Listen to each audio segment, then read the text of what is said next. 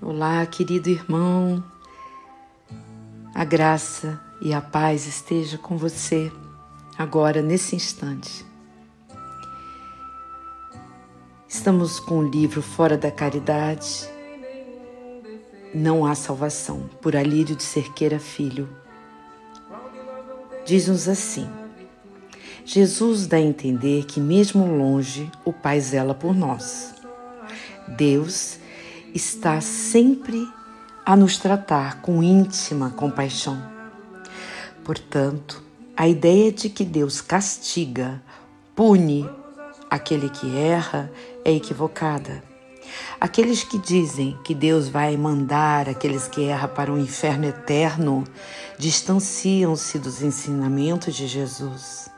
Essa é uma ideia para aterrorizar e manipular as pessoas. Deus sempre nos trata com intimidade, com íntima compaixão. Isto fica muito claro nesta parábola e em outras passagens do Evangelho. É porque um pouquinho antes está se trabalhando em cima do filho pródigo, tá? Do autoconhecimento que se faz, na verdade, pelos 3 pródigos, os 2 filhos e o próprio pai. Deus sempre nos trata com íntima compaixão. Isto fica claro quando vimos as passagens de Jesus no Evangelho.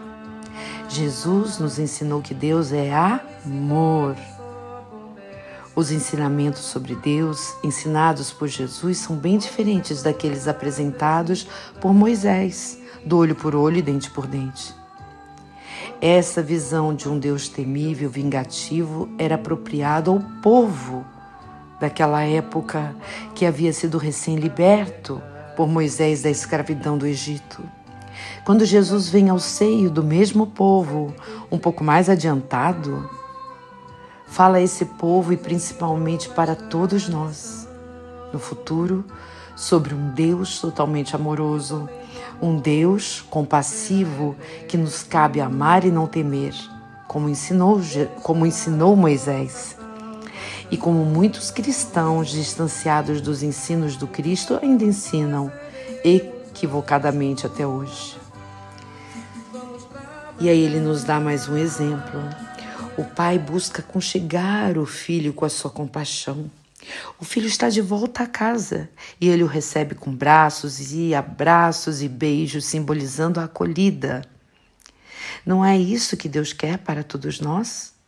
Ele quer que sejamos felizes, utilizando o nosso livre-arbítrio para o amor e o bem, aproximando-nos dele, conforme nos ensina a questão 115 de O Livro dos Espíritos. Basta que nos arrependamos dos erros cometidos, mas que esse arrependimento seja sincero e retornemos à casa do Pai, buscando a reabilitação que Deus nos acolherá sempre. E aí, ele fala mais um pouquinho, que o grande problema é que ficamos em uma postura de indignidade, caídos, acreditando que não podemos nos levantar, punindo-nos por termos caído, sentindo-nos culpados, execráveis, muitas vezes devido às concepções religiosas deturpadas sobre o significado do erro. Acreditamos ainda em pecados mortais que nos alijam para sempre da casa do Pai. Por isso é fundamental meditar sobre os ensinamentos de Jesus nesta parte da parábola. Deus acolherá todo o filho sincero em busca de reabilitação, por mais deploráveis que sejam as ações praticadas, quando esse filho estava em terras longínquas. Então, essas terras longínquas, vocês sabem, não precisa ser distante da casa do Pai. Pode ser numa cidade vizinha ou num bairro vizinho. Pode ser quando as pessoas gritam. Eu não me lembro qual foi o livro que li, mas dizia-se assim, que quando as pessoas gritam muito, mesmo estando próximas, é porque os seus corações estão começando a ficar distantes. Então elas não conseguem sentir-se ouvidas.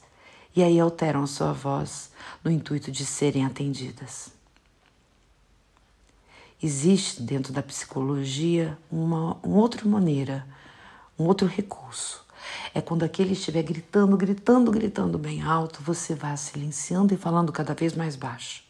Aquilo das duas uma, ou vai fazer com que a pessoa tome atenção e fique tentando entender o que está acontecendo, ou de fato a briga parará, a discussão terminará. Pois não estamos mais diante o duelo de tempos antigos. Então não vamos retornar ao passado do mal, ao passado onde se trocava farpas, onde se ofendia, se agredia, matava-se pela espada. E Jesus disse o que a Pedro ali na derradeira hora? Ele diz: embainhe a sua espada, Pedro, pois aquele que mata pela espada perecerá. Quando Jesus diz que o reino de Deus não é desse mundo, não quer dizer que nós não tenhamos que trazer esse reino para dentro de nós. Eu sei que parece uma dualidade, meu irmão, é complicado de entender.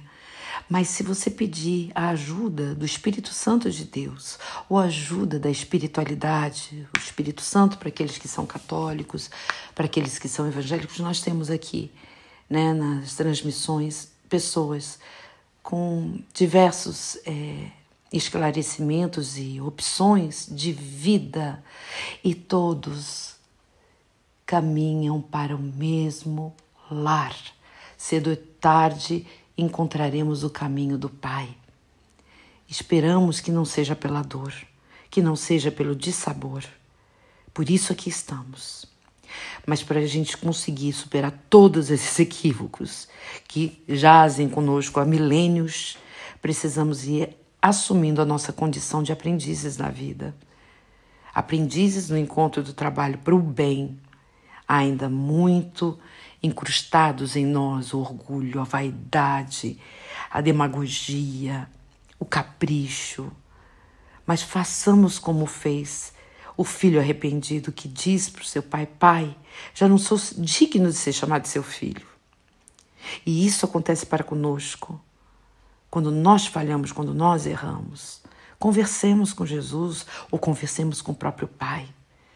Porque falando com Jesus, o Pai ouve rapidinho. E Ele é um irmão mais velho que nos trata com toda a sabedoria divina, porque é a nossa perfeição aqui na Terra. É um modelo e guia de singeleza, de educação, de força, de coragem e de alegria. Um beijo, meu irmão. Que Jesus o proteja, que o Pai te revista de alegria, de energia, de saber que não há mal que dure para sempre. A cada dia já basta o seu próprio infortúnio. Um abraço, até amanhã, até mais.